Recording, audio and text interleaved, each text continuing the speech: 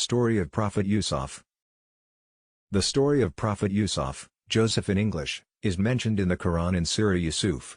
It is a tale of patience, virtue, and steadfastness in the face of adversity. Prophet Yousaf was the son of Prophet Yaqub, Jacob in English, and was born in Canaan. Yousaf was the favorite son of his father, which made his brothers jealous of him. They felt that their father favored Yousaf over them, so they plotted against him. One day, Yousaf's brothers decided to throw him into a well and tell their father that he was eaten by a wild animal. However, a group of travelers found him in the well and sold him into slavery in Egypt. In Egypt, Yousaf was bought by a wealthy man named Potiphar. Yousaf was a hard worker, and Potiphar soon noticed his abilities and made him his personal servant. However, when Potiphar's wife tried to seduce Yousaf, he refused her advances and ran away.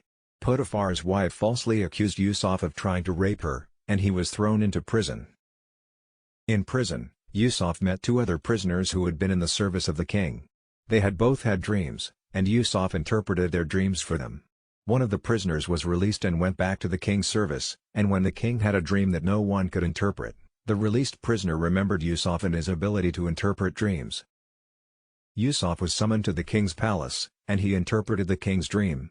The king was so impressed with Yousaf's interpretation that he made him the minister of finance.